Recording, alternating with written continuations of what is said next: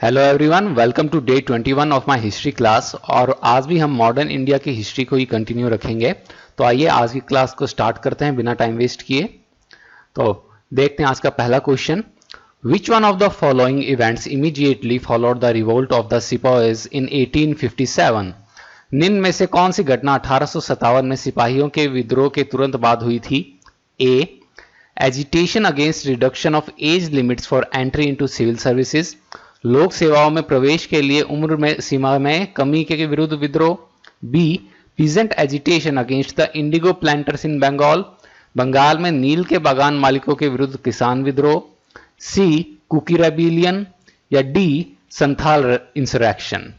तो इसका correct answer है आपका option number B, peasant agitation against the indigo planters in Bengal, Bengal में नील के बागान मालिकों के विरुद्ध किसान विद्रोह। तो ये आपका रेबिलियन हुआ कब था? ये हुआ था 1859-60 के अंदर। ये क्या था कि बंगाल के अंदर जो ब्रिटिश प्लांटर्स थे ये किसानों को फोर्स कर रहे थे कि वो इंडिगो प्लांट करें, और ऐसे टर्म्स इन्होंने रखे थे जो कि किसानों के लिए अनफेवरेबल थे बहुत ज्यादा। तो इसलिए ये रेबिलियन स्टार्ट हुआ था आपका। Maulana Abul Kalam Azad started an Urdu weekly, the Al Hilal, in 1912, but on its being banned by the government, he founded at Al Bagha in नहीं आएगा। मौलाना अबुल कलाम आजाद ने 1912 में उर्दू साप्ताहिक द अल हिलाल की शुरुआत की थी, लेकिन सरकार के द्वारा इस पर प्रतिबंध लगाने के बाद उन्होंने कहा ये अल बलाग की स्थापना कब की थी? तो ये आपको ध्यान होगा, मैंने बताया था अल हिलाल स्टार्ट हुआ था 1912 में, और इससे 1914 में 1914 में बंद कर दिया था। तो 1914 में ही मौलाना अबुल कलाम आजाद ने आपका स्टार्ट कर दिया था अपना दूसरा न्यूज़पेपर अल बलाग। अल बलाग जो था 1914 के अंदर, जैसे मैंने बताया, स्टार्ट किया, और ये 1916 के अंदर इसको भी बंद करा दिया गया था। अल हलाल आपको ध्यान होगा, जैसे मैंने आपको बताया था किस लिए इसको बंद करा था, क्योंकि ये गवर्नमेंट का क्रिटिक था, जो कि ये ब्रिटिश गवर्नमेंट को फिर अनईजी कर रहा था, और ये मुस्लिम्स को ये अर्ज कर रहे थे ये कि आप इंडिया के फ्रीडम स्ट्रगल को ज्वाइन करें। तो इसलिए इन्होंने फिर इसको बंद कर दिया, और इन्होंने फिर नया स्टार्ट किया, उसको भी फिर ये बंद कर दिया। बंद ये इस बार इसलिए हुआ क्योंकि इनको फिर ये रांची के अंदर जब ये प्रेजेंट सेंटेंस जब इन्हें सर्व करना पड़ा तब ये बंद हो गया। Arrange the following in the correct chronological order, निम्नलिखित को सही कालक्रम में व्यवस्थित कीजिए। तो इसका देखें, A, Whitley commission, B, fiscal commission, C, Ottawa agreements, या डी, टैरिफ बोर्ड्स। तो अपने देखें, सबसे पहले आपका आया था फिस्कल कमीशन, यह आया था आपका आई गेस 1919 के अंदर। फिर आपका आया था टैरिफ बोर्ड, ये आपका आया था 1923 या 24 के अंदर। ये फिस्कल कमीशन की रिकमेंडेशन पे ही टैरिफ बोर्ड आया था। फिर आपका आया था विटली कमीशन, विटली कमीशन आपका आया था 1929 विटले कमीशन। और आपका फिर आया ओटावा एग्रीमेंट्स, ये आपके आए थे 1932 के अंदर। तो आपका BDAC देखें, बी तो अच्छा 3 में है, DCAC, ठीक है, आपका बी ऑप्शन इसका हो गया करेक्ट आंसर। आप यहां पे डेट्स देख सकते हैं जो मैंने बताई थी वही हैं।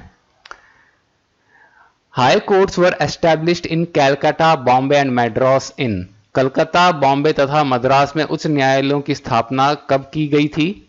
तो वो आपकी की गई थी 1861 के अंदर। ये 1861 के अंदर high courts of India act आपका जो पास हुआ था उसके अंडर ये आपके इसके अंदर एस्टेब्लिश किए गए थे हाई कोर्ट्स। इनको इनॉग्रेट जो किया गया था ये 1862 के अंदर किया गया था। ठीक है, तो ये कंफ्यूज मत होइएगा आप लोग। Which one among the following statements regarding बाल Gangadhar Tilak is not correct?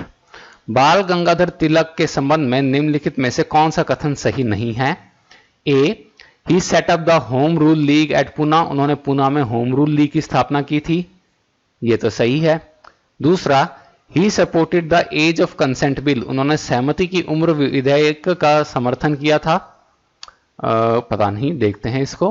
He propounded the theory of the Arctic home of the Aryans, उन्होंने आर्यों का मूल निवास स्थान आर्कटिक स्टिक है इस सिद्धांत का प्रतिपादन किया था, तो ये भी सही है। He founded the anti cow killing society, उन्होंने गोहत्या विरोधी संस्थान की स्थापना की थी, ये भी सही है। तो ये आपका रॉन्ग क्या हो गया, ये। तो फिर मतलब कि आपका ऑप्शन नंबर बी है जो कि इनके रिगार्डिंग सही नहीं है, बाल गंगाधर तिलक के। तो आपका करेक्ट आंसर है ऑप्शन नंबर बी। ये एज ऑफ कंसेंट बिल क्या था? एज ऑफ कंसेंट बिल के अंदर ये था कि आपकी जो गर्ल चाइल्ड थी, इनकी जो कंसेंटुअल जो मतलब कि मैरिजेबल या सेक्स की जो एज थी वो 10 से बढ़ा के 12 कर दी गई थी इस बिल के अंदर। और उससे अगर नीचे वाली के अगर आपके साथ अगर कोई सेक्सुअल कांटेक्ट बनाते थे तो उससे फिर that was considered tantamount to rape even if with consent. तो ये वो बिल था। चलिए next, Which of the following reform movements was the first to be started in the 19th century? निम्न में से कौन सा सुधार आंदोलन 19वीं सदी में शुरू होने वाला पहला आंदोलन था? तो ये आपका देखें, ए प्रार्थना समाज, बी ब्रह्मो समाज, सी आर्य समाज या डी रामकृष्ण मिशन। तो अपने देखें आपका ये प्रार्थना समाज जो था ये स्टार्ट हुआ था 1867 में, ब्रह्मो समाज आपका स्टार्ट हुआ था 1828 में, आर्य समाज आपका स्टार्ट हुआ था 1875 में, और रामकृष्ण मिशन आपका स्टार्ट हुआ था 1897 में। ये 1897 है, कुछ मुझ हो गया थोड़ा।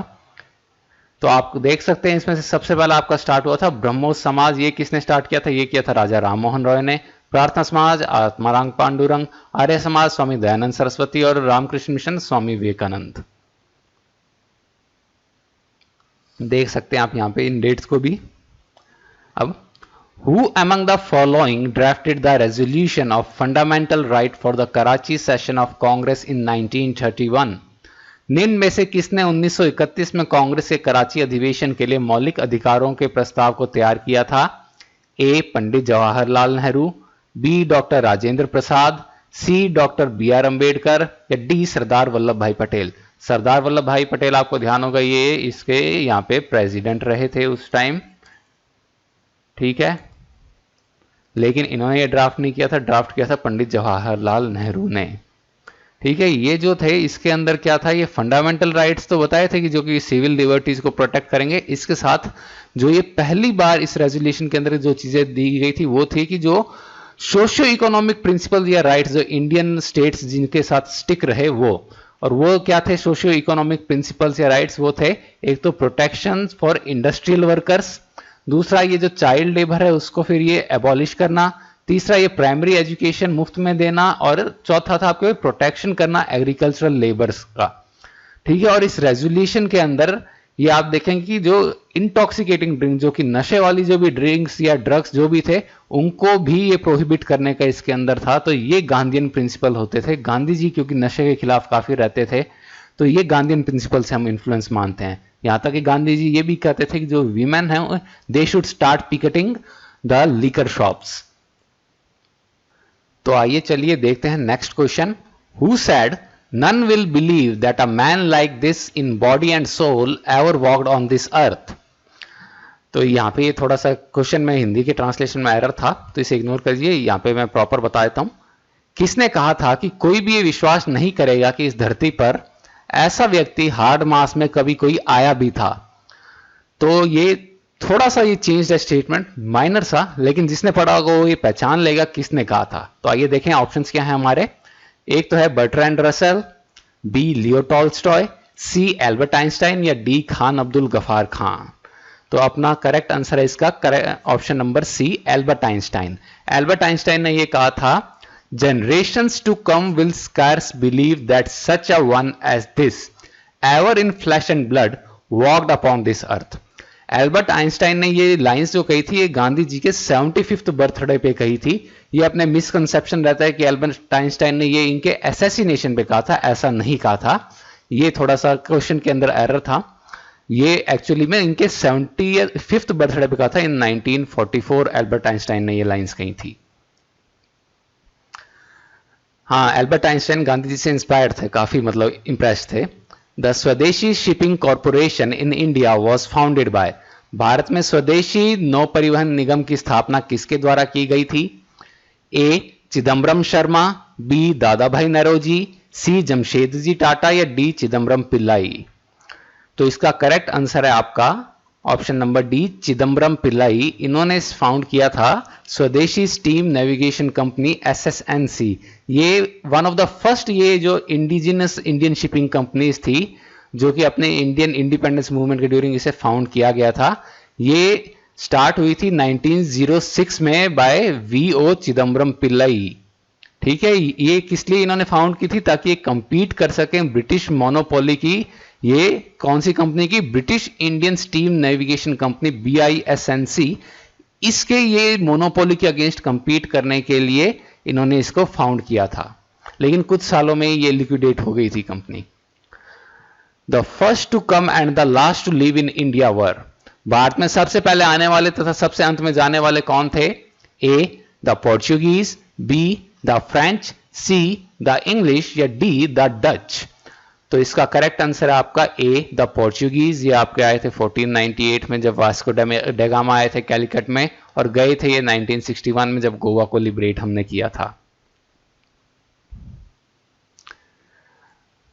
The Balkan plan for fragmentation of India was the brain child of. भारत के बंटवारे की बाल्कन योजना किसके दिमाग की उपज थी?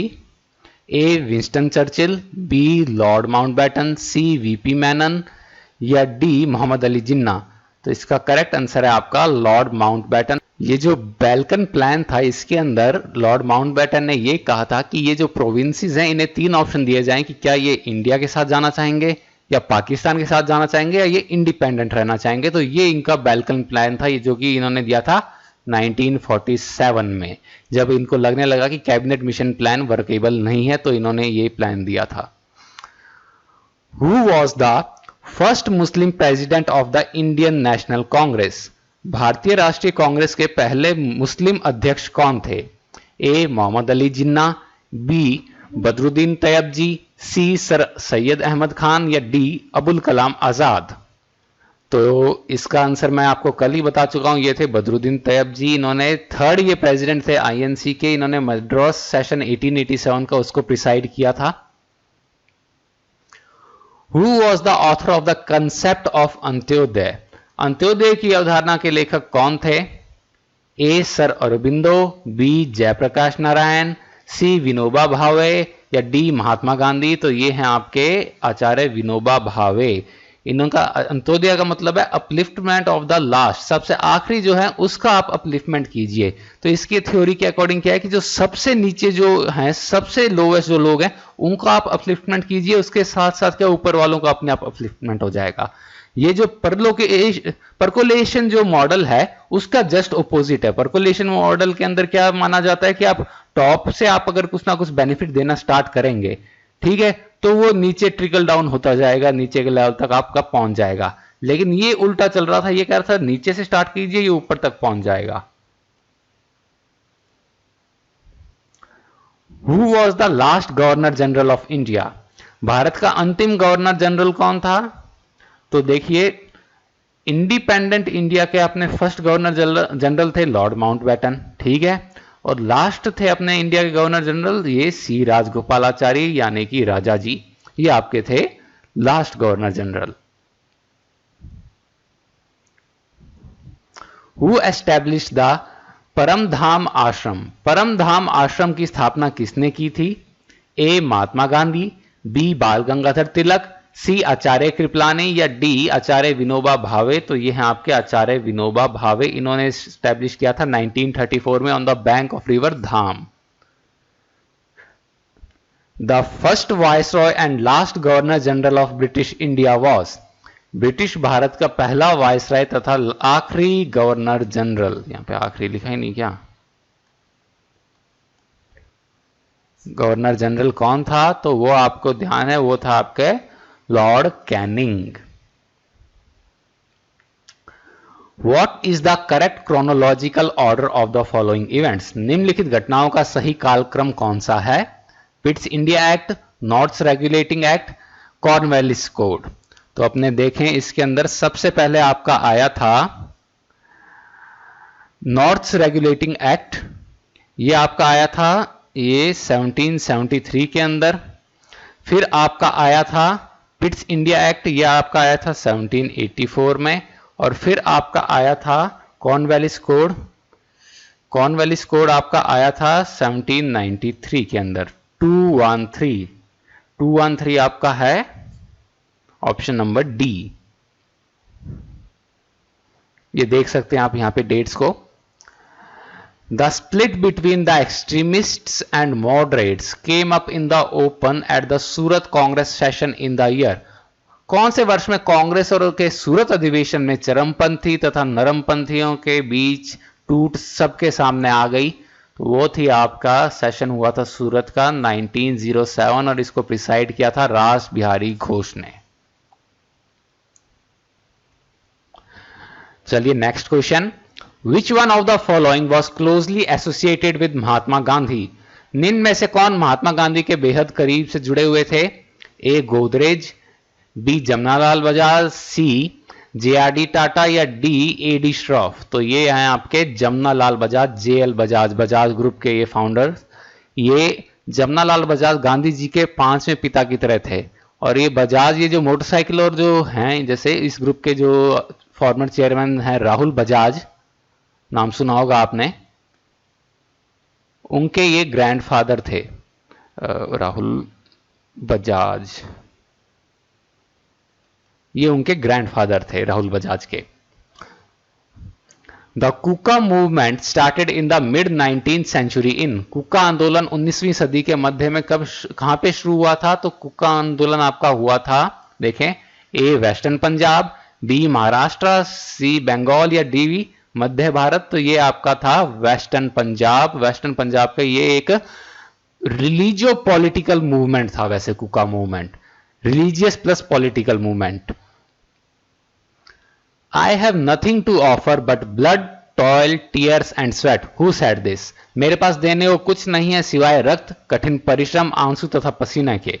यह किसने कहा था? ए महात्मा गांधी, बी माओ ज़ेडुंग, सी जवाहरलाल नेहरू, या डी विंस्टन चर्चिल? तो इसका करेक्ट आंसर है आपका डी विंस्टन चर्चिल। चर्चिल ये प्राइम मिनिस्टर थे ब्रिटेन के, और ये चर्चिल ने ही, आपको ध्यान होगा, गांधी जी को कहा था हाफ नेकेड बैगर, अधनग्न फकीर। तो Winston Churchill he is also regarded as the culprit of the Bengal famine. Under whose leadership was the Congress Socialist Party founded in 1934? जो 1934 में कांग्रेस समाजवादी दल किसके नेतृत्व में सामने आया? तो वो आपने देखें, A option Jawaharlal Nehru and Mahatma Gandhi, B Acharya Narendra Dev and Jayaprakash Narayan, C Subhash Chandra Bose and PC Ghosh, या डी सैफुद्दीन किचलेव एंड राजेंद्र प्रसाद? तो ये है आपका बी आचार्य नारायण देव एंड जयप्रकाश नारायण। ये कांग्रेस सोशलिस्ट पार्टी ये 1934 में फाउंड की गई थी। ये एक सोशलिस्ट जो ग्रुप था, कॉकस सा था कांग्रेस पार्टी के अंदर, उन्होंने बनाया था। कौन कौन लोग थे इसके अंदर? जयप्रकाश नारायण, राम मनोहर लोहिया, नरेंद्र देव और मीनू मसानी। तो जो भी इंडियन सोशलिस्ट मेनली जो भी मिलेंगे आपको राम मनोहर लोहिया से काफी इंस्पायर्ड मिलेंगे। तो ये one of the true socialist थे इंडिया के, राम मनोहर लोहिया। तो ये इन्होंने फाउंड क्यों किया था? क्योंकि इन्हें लगता था कि ये जो गांधी जी का जो मिस्टिसिज्म है ये रैशनैलिटी से के आसपास भी नहीं, ये रैशनल नहीं है, और इन्हें लगता था कि ये जो कम्युनिस्ट पार्टी ऑफ इंडिया ये सेक्टेरियन है। तो इन्होंने फिर खुद का अपना एक ग्रुप बनाया। Which of the following revolutionaries was a professor of Sanskrit and philosophy in the Berkeley and Stanford University and died in Philadelphia? निम्न में से कौन से क्रांतिकारी बर्कले तथा स्टैनफोर्ड विश्वविद्यालय में संस्कृत तथा दर्शन के प्राध्यापक थे तथा उनकी मृत्यु फिलाडेल्फिया में हुई थी? A Shyamji Krishna Varma, B Taraknath Das, C Lala Hardayal, या डी भाई परमानंद? तो यह करेक्ट आंसर आपका C Lala Hardayal. Next question, during whose viceroyship was the high courts act 1861 passed? किस वाइसरॉय के काल में उच्च न्यायालय अधिनियम 1861 पारित किया गया था? A Warren Hastings, B Lord Cornwallis, C Lord Canning, या डी लॉर्ड डलहौजी? तो इसका करेक्ट आंसर है आपका option number C, Lord Canning. What was the dominant feature of the Mopla's uprising? Moplah विद्रोह की मुख्य विशेषता क्या थी? A. Peaceful agitation, B. Fleeing from Malabar या मालाबार से भागना, C. Use of Islam for ideological mobilization, वैचारिक लामबंदी के लिए इस्लाम का प्रयोग, या D. All of the above। तो इसका करेक्ट आंसर है आपका option number C, use of Islam for ideological mobilization. ये मोपला अपराइजिंग ये क्या था? ये 1921 के अंदर हुआ था कि ब्रिटिश कॉलोनियल रूल और जो फ्यूडल सिस्टम के अगेंस्ट तो स्टार्ट हुआ था, लेकिन बाद में ये हिंदू मुस्लिम कम्युनल राइट्स के अंदर टर्न हो गया था और गांधी जी ने इसको बहुत ही स्ट्रॉन्ग वर्ड्स के अंदर क्रिटिसाइज किया था। ये भी एक वन ऑफ द फैक्टर्स था कि ये क्विट इंडिया मूवमेंट के अंदर गांधी जी ने देखा कि ये कैसे लोग वायलेंट हो रहे हैं। Who was popularly known as Nana Saheb? Nana Saheb के नाम से कौन जाने जाते थे? A. Bajirao one, B. Balaji Bajirao, C. Balaji Vishwanath, या डी. माधवराव। तो ये करेक्ट आंसर है आपका बालाजी बाजीराव। ठीक है, बालाजी बाजीराव पेशवा जो थे, इन्हें नाना साहेब कहते थे। ये अपॉइंट हुए थे पेशवा इन 1740, जब इनके पिता पेशवा बाजीराव फर्स्ट जो थे उनकी डेथ हो गई थी, और इनके टेन्योर में छत्रपति खाली एक फिगर हेड सा ही रह गया था, एक रबर स्टैंप ही रह गया था, उसके पास ज्यादा पावर नहीं रही थी। ये पेशवा मेन फिर पावरफुल हो गए थे। तो ये जो था ये एडमिनिस्ट्रेशन शिवाजी का, इसका ये रहा था कि ये 2 पावर सेंटर इन्होंने कर दिए थे ये पेशवा को, तो फिर एंड में ये पेशवा पावर सेंटर बहुत ज्यादा पावरफुल हो गया। तो ये एक बेसिक ये रहती है आइडियोलॉजी कि आप कभी भी 2 पावर सेंटर मत होने दीजिए।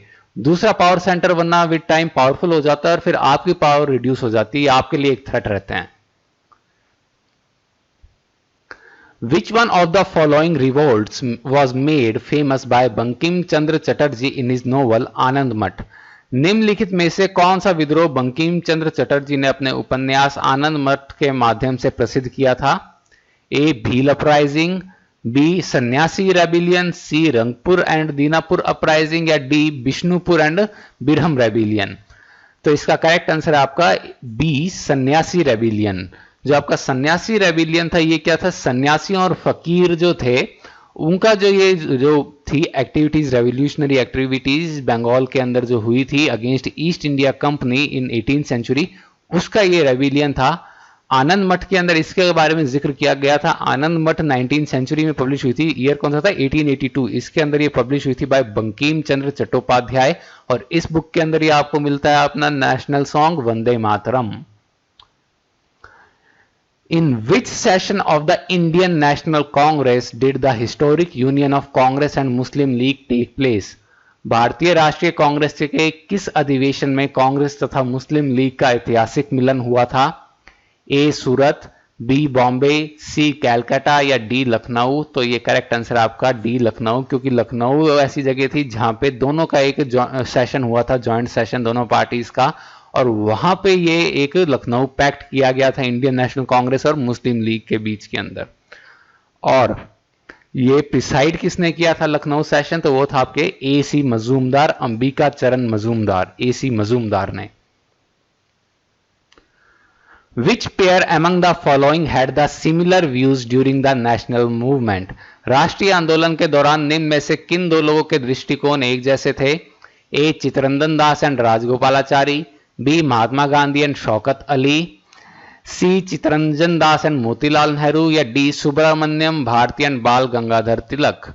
तो इसका देखिए महात्मा गांधी और शौकत अली के कुछ टाइम तक तो सही रहे थे, बाद में फिर इन दोनों के विचार बहुत ही अलग हो गए थे। गांधी जी बहुत ही ज्यादा लिबरल थे और कोई भी गलत काम करते थे, कोई सी भी कम्युनिटी, गांधी जी उसको कंडेम कर देते थे। तो यहाँ पे गांधी जी और शौकत अली के बीच में डिफरेंसेस हो गए थे। तो गांधी जी का यही था कि अगर हिंदू गलत करेंगे तो भी मैं क्रिटिसाइज करूंगा, अगर मुस्लिम गलत करेंगे तो भी मैं उतने ही इक्वल टर्म्स में क्रिटिसाइज करूंगा। एनीवे, इसका करेक्ट आंसर आपका है फिर CR. Das and Motilal Nehru. ये आपको ध्यान होगा इन दोनों ने 1923 के अंदर वो पार्टी भी बनाई थी, स्वराज पार्टी, और वो सी.आर. दास की डेथ के बाद वो डिसइंटीग्रेट हो गई थी। सी.आर. दास की डेथ हुई थी 1925 के अंदर। Who was the founder editor of the famous newspaper Kesari during the national struggle? राष्ट्रीय संघर्ष के दौरान प्रसिद्ध समाचार पत्र केसरी के संस्थापक संपादक कौन थे? ए महात्मा गांधी, बी जवाहरलाल नेहरू, सी लोकमान्य तिलक या डी लाला लाजपत राय। तो यह है आपका सी लोकमान्य बाल गंगाधर तिलक। इन्होंने ये फाउंड किया था केसरी न्यूज़पेपर 1881 के अंदर। Arrange the following in a chronological order of their establishment. निम्नलिखित को उनकी स्थापना के कालक्रम के अनुसार व्यवस्थित करें। तो देखते हैं इसके अंदर सबसे पहले आपका आई थी गदर पार्टी। गदर पार्टी आपकी आई थी और ये आपकी आई थी, यह था 1913। फिर इसके बाद आपकी आई थी कम्युनिस्ट पार्टी 1925 के अंदर। फिर आपकी आई थी HSRA 1928, Hindustan socialist Republic association.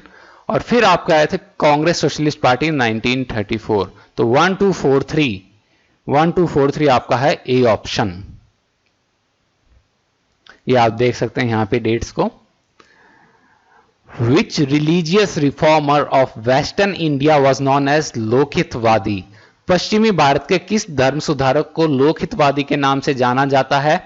ए गोपाल हरि देशमुख, बी RG भंडारकर, सी महादेव गोविंद रानाडे या MG रानाडे जिसे कहते हैं, या डी BG तिलक बाल गंगाधर तिलक। तो यह है आपके गोपाल हरि देशमुख, ऑप्शन नंबर ए। ये थे Indian activist, thinker, social reformer और राइटर। कहां से थे ये? महाराष्ट्र से। एंड ये माने जाते हैं one of the most important figures of social reform movement in Maharashtra.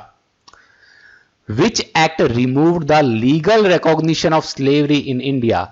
किस अधिनियम ने भारत में दासता की वैधानिक मान्यता को समाप्त कर दिया था? A the act 11 of 1835, B the act 5th of 1843, C the charter act of 1833 या डी एक्ट ऑफ 1813। तो आपका करेक्ट आंसर है द एक्ट 5th ऑफ 1843। ये जो था इसको हम इंडियन स्लेवरी एक्ट भी कह देते हैं। इसने सारे के सारे जो ये स्लेवरी जो भी एसोसिएटेड जो इकोनॉमिक ट्रांजैक्शंस थे स्लेवरी से एसोसिएटेड, उनको आउटलॉ कर दिया था। Who was the first English president of the Indian National Congress? भारतीय राष्ट्रीय कांग्रेस के पहले अंग्रेज अध्यक्ष कौन थे?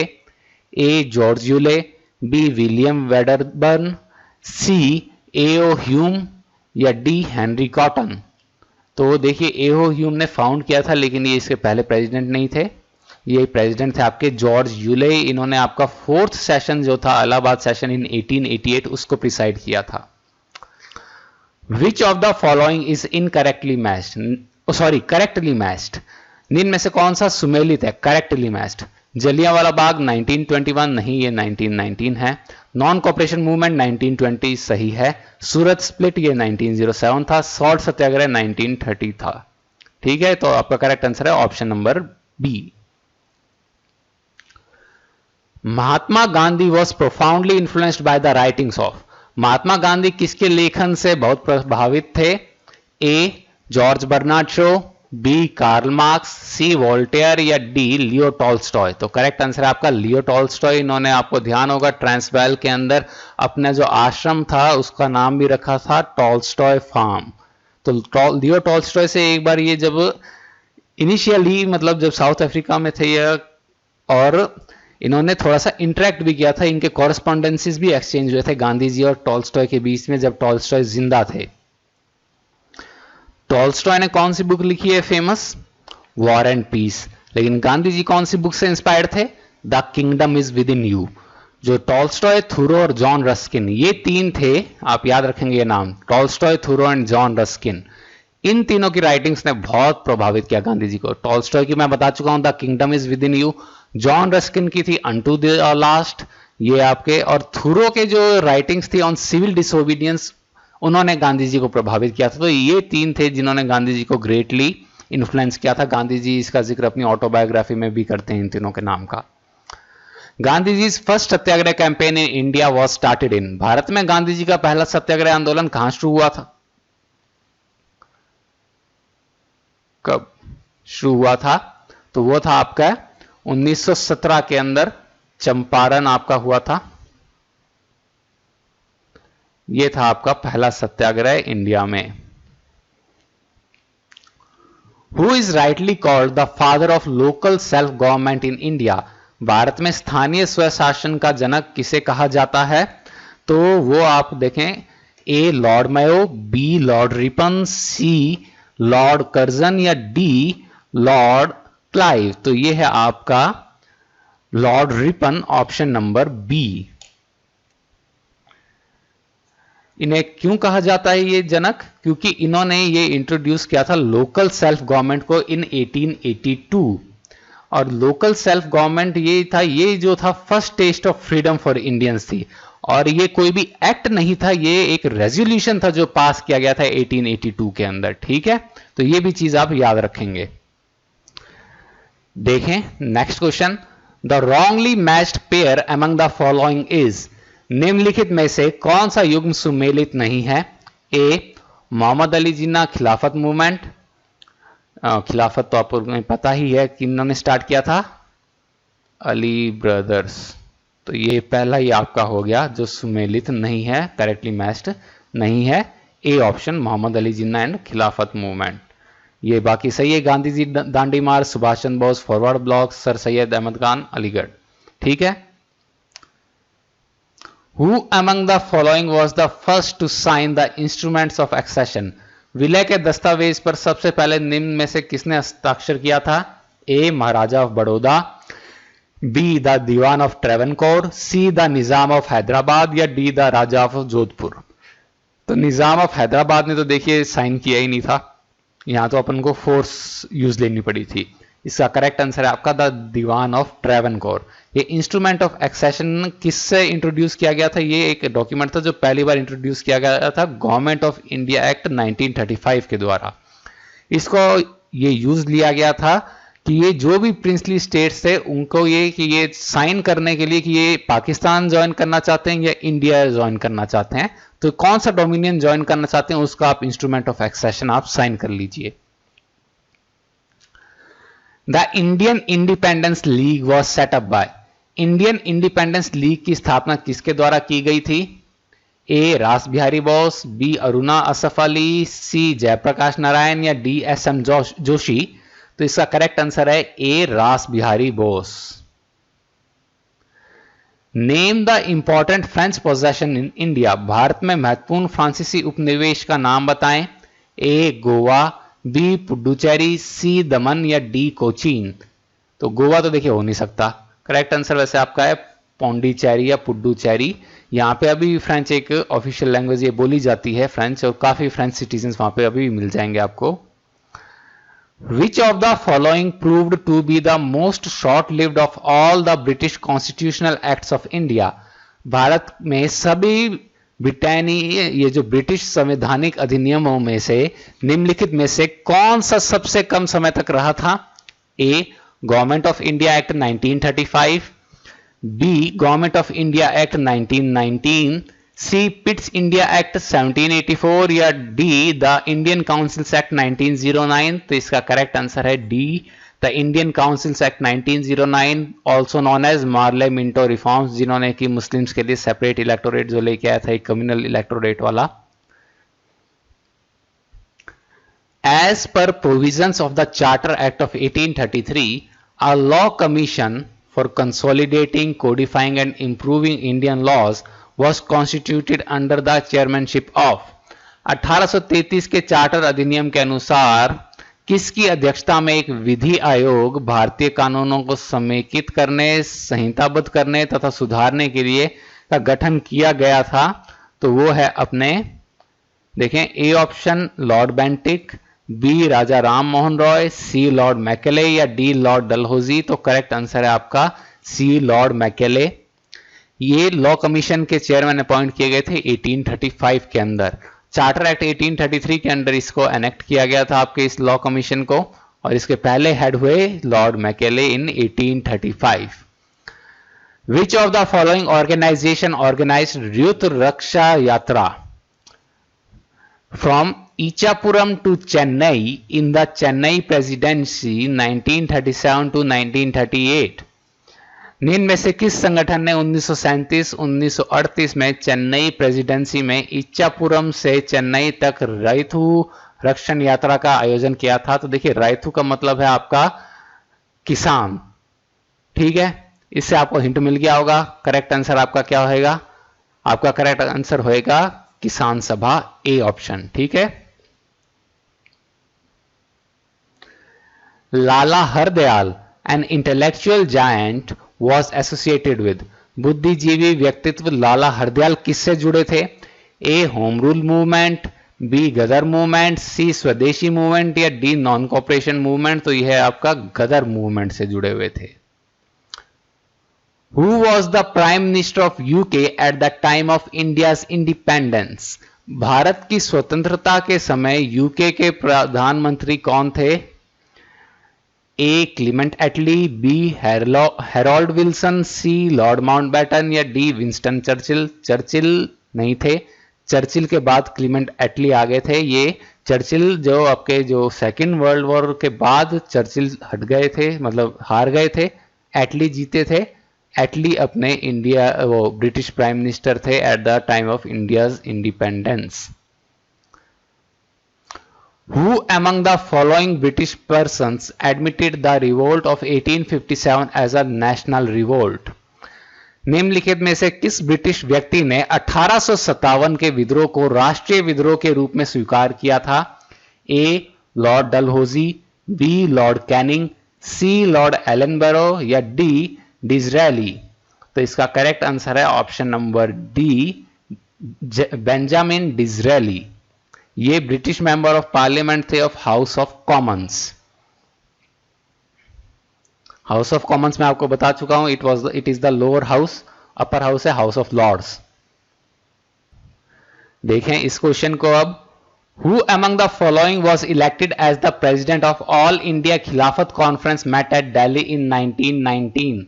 1919 में दिल्ली में हुए अखिल भारतीय खिलाफत सम्मेलन का अध्यक्ष निम्नलिखित में से किन्हें चुना गया था? ए मोतीलाल नेहरू, बी मोहम्मद अली जिन्ना, सी शौकत अली या डी महात्मा गांधी? तो इसका करेक्ट आंसर है डी महात्मा गांधी। जो ये नवंबर 1919 में जॉइंट कॉन्फ्रेंस हुई थी मुस्लिम्स और हिंदूज की दिल्ली में, किसके आह्वान पे ये हुई थी? मुस्लिम लीग के प्रेसिडेंट फजल उल हक के, ठीक है। और गांधी जी को प्रेसिडेंट इलेक्ट किया गया था और इन्होंने नॉन कोऑपरेशन मूवमेंट स्टार्ट करने की सलाह दी थी, जिसे कि जिन्ना ने अपोज किया था। The two states which had non Congress ministries in 1937 were, वे दो राज्य जहां 1937 में गौर कांग्रेसी मंत्रालय थे, वो कौन सी थी? A Bengal and Punjab, B Punjab and north west frontier province, C Madras and central provinces या डी बिहार एंड उत्तर प्रदेश?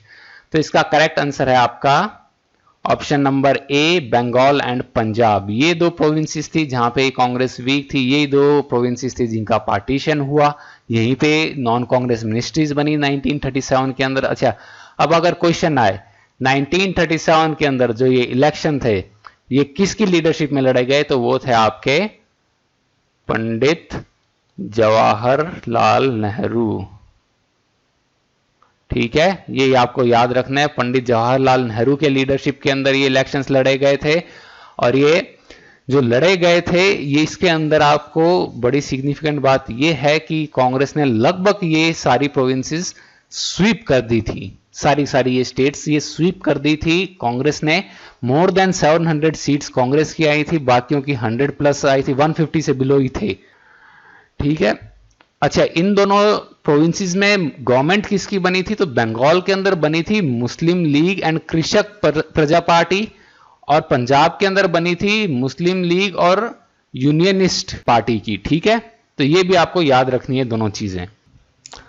तो आज के हमारे 50 क्वेश्चंस खत्म हो गए हैं, लेकिन जाने से पहले इंपॉर्टेंट बात, कल के जो वीडियो था उसके अंदर किन्हीं स्टूडेंट की फिर ये आया कमेंट कि सर ये जो 991 जो क्वेश्चन नंबर था जिसमें पूछा था मैंने कि आपका जो नॉन कॉपरेशन मूवमेंट का रेजोल्यूशन कब आपका पास किया गया था, तो वो कह रहे थे कि कोई भी ऑप्शन करेक्ट नहीं है, वो नागपुर सेशन के अंदर हुआ था, और मैंने आंसर बताया था कैलकाटा सेशन। तो देखिए उन्हें थोड़ा सा कंफ्यूजन रहा होगा, लेकिन बात यह है, मैंने आप लोगों को पुराने वीडियोस में भी बताया था कि जो कैलकाटा का जो स्पेशल सेशन था उसके अंदर गांधी जी ने ये रेजोल्यूशन मूव किया था, ठीक है आपका। उसके बाद आपका non cooperation movement officially announce हो गया था, लेकिन उसके बाद में फिर आपका आया था ये दिसंबर के अंदर नागपुर सेशन, जहां पे सीआर दास ने इसको फिर लेके आए थे, मूव किया था ये नॉन कॉपरेशन मूवमेंट को के रेजोल्यूशन को। तो ये चीज आपको मैंने बताई भी थी कि सीआर दास ने कैलकाटा के स्पेशल सेशन में तो अपोज किया था, नागपुर सेशन में इसको सपोर्ट किया था। तो उसके अंदर आंसर कैलकाटा सेशन सही है, तो आप प्लीज कंफ्यूज मत होइए। ये प्रीवियस ईयर का क्वेश्चन है, तो मतलब ये 4 ऑप्शंस दिए, तो चारों में से एक ऑप्शन है सही। आई होप कंफ्यूजन आपका दूर हो गया होगा। तो चलिए आज की क्लास को यहीं पे एंड करते हैं। Thank you.